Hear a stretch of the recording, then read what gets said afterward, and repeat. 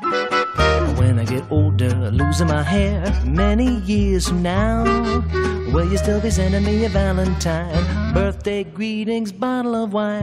If I've been out till 2:45. Hi, this is Melissa Negrin, and this is Elder Law Matters. I'm from Genzer, Dubau, Genzer, and Kona, located in Melville. You can reach me at 631-390-5000 or on our website at genzerlaw.com. That's GENSERLAW.com. Today I want to talk to you a bit about Medicaid home care benefits. So most of us know a family member or a friend who is elderly and perhaps in need of some assistance in the home. Perhaps they are having difficulty dressing themselves in the morning or showering or getting around the house. Perhaps their needs are greater in that they can no longer feed themselves, but they don't want to leave their home. They would like to stay home as long as possible, which I think is pretty much the wish of most people that I've come in contact with in my line of work. So a lot of people that I deal with will apply for community Medicaid, or some people will refer to it as Medicaid home care. And there's a lot of myths surrounding community Medicaid and Medicaid home care. The biggest one having to do with the 5-year look-back period that everybody knows about and talks about, where Medicaid looks back 5 years to see what assets you have given away. But with Medicaid home care, there is no 5-year look back. So people can divest themselves of their assets and be eligible for Medicaid coverage in the home the following month. So let me back up and give you some of the basics. In order to qualify for community Medicaid, a person cannot have more than $14,850 in their name. So what does that mean? First, that does not include retirement money. So it does not include IRAs, 401ks, 403bs. Okay, we're only talking about non-retirement assets. So bank accounts, checking and savings, CDs, money markets, stocks, brokerage accounts, that's all included in that $14,850 number. So the majority of people, when I give seminars, will look at me like I'm crazy. What do you mean we can't have more than $14,850? Well, the good news is if you do appropriate planning, you can divest yourself of those assets by either transferring them to a child or to an irrevocable trust, and we'll talk more about that as well, to get yourself under that $14,850. And again, there's no 5-year look back. So even if you moved all of your assets today, you could be eligible for community Medicaid the first day of next month to get care and get assistance in the home. So how do we transfer assets? How do we make people eligible for community Medicaid? A lot of people will come in to see us and say, well, I'm just going to put everything in my daughter's name. I trust her. And that's terrific. And we're always very happy to hear that, families are getting along and they trust one another. However, there's a lot of things that you can't control. When you transfer assets to another person, even though the understanding is they're yours, the assets are yours, and they're there for your needs, the rest of the world sees those assets as belonging to the person you transferred them to. So if that's a child, say, that gets divorced, or if they have their own children in college on financial aid, they have creditor problems, they get sued, any of those things can affect the assets of yours that you have given to them. Those assets are completely vulnerable to anything going on in their lives. So it's a risky move. It's a risky thing to do, to put your entire life savings into somebody else's name. And it doesn't matter how much you trust that individual, because again, things out of our control can sometimes cause huge problems. There was a story years back of a woman who transferred everything to her daughter. Her daughter had no children, no spouse. There was really no other family members. And the daughter had a will that left everything to charity. And the daughter predeceased the mother. So all of mom's assets got passed down through the estate of the daughter to a charity. And they were not there any longer for the mother and, for her needs. it's a scary thing to put your assets into somebody else's name. So what we tend to do most of the time is prepare irrevocable trusts. Some people refer to them as Medicaid trusts. Some people refer to them as income-only trusts. I refer to them as irrevocable trusts. And people transfer their assets into the trust. And for Medicaid purposes, it is removing the asset from that person's name. So if everything is transferred but $14,850, that person will qualify financially for Medicaid benefits, community Medicaid benefits in the home. The trust itself needs to have trustees and also beneficiaries. So we talk about who the trustees should be. Now, the trustees typically will be children or some family member. I recommend co-trustees just because it makes it a little bit easier to make the trust more flexible. And those co-trustees can work together. Typically, people will choose the same two individuals that they have on their power of attorney. Not all the time, but that seems to be the trend. And those people will be in charge of the assets that are in the trust. Now, people will also transfer their homes to an irrevocable trust while they're doing this planning. That seems to be one of the most popular things to do. On Long Island, typically your house is your largest asset, so getting it into the irrevocable trust and out of your name for Medicaid purposes is an excellent, excellent planning idea. So the house goes into the irrevocable trust, but mom and dad, who transfer it into the trust, they have the right to live there as long as they're alive. They keep all their tax exemptions. They have exclusive rights to that property, even though it's in the irrevocable trust. So setting up this trust and getting yourself positioned so that you can get assistance in the home and stay home as long as possible is something that we do all the time in our office. So once the assets and the house are in the trust, one very important piece of information is that the grantor, or the person who created the trust, mom or dad, they no longer have access to principal. Okay, so the money that's sitting in the trust will create income, interest, dividends, depending on how it's held, how it's invested. And that income, those interest and dividends, mom and dad are entitled to those on a monthly basis. So it's not that they can't reach any of the money, they'll get income. You're listening to Elder Law Matters. This is Melissa Negrin-Wiener from Genzer, Dubow, Genzer, and Kona. You can reach me at 631-390-5000 or at our website at genserlaw.com. That's GENSERLAW.com. We've been talking today about community Medicaid and home care, and you can listen to me every Sunday from 4:30 to 5 o'clock here on 103.9. We've been going over community Medicaid and Medicaid home care and how to become eligible for Medicaid benefits. We're talking about Medicaid eligibility and that you can only have $14,850 in non-retirement money in order to qualify for Medicaid. And we're talking about how to transfer those assets safely so that a person can qualify for benefits while protecting what they've worked so hard for their entire lives. The best way to transfer those assets is to put them into an irrevocable trust. That irrevocable trust needs to have trustees and beneficiaries named, and the assets in the trust will create income for the individual, for, say, mom or dad. During their lifetime, they're entitled to any interest or dividends that money creates, but they are not entitled to principal. So there's a lot of planning that goes into getting somebody eligible for community Medicaid. There's a lot of nuances and a lot of details, and it is very, very important to make sure that you're dealing with somebody who knows exactly how to handle all of the ins and outs of the process. We also discussed transferring to children and why that might not be the best idea. Transferring to children can be dangerous because that child, no matter how much you trust them, could be sued, could have judgments against them. Creditors could have kids in college on financial aid. They could get divorced.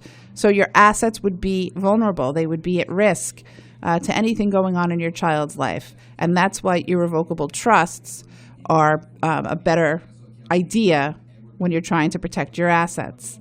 Again, this is Melissa Negrin, and this is Elder Law Matters. I'm with Genzer Dubau, Genzer and Kona. We're going to commercial break, and we'll be back in just a few minutes to talk more about to qualify for community Medicaid. An individual cannot have more than $14,850 in non-retirement assets in their name.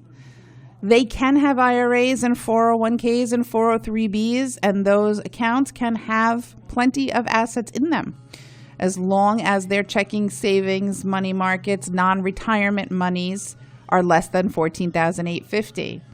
And we talked about the ideal way of transferring those assets so that a person will be eligible for Medicaid, and that would be transferring to an irrevocable trust, something that we do quite a bit in our office to get people eligible for community Medicaid.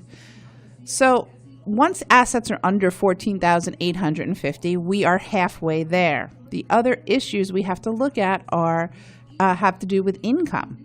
So income consists of Social Security, pension, IRA distributions.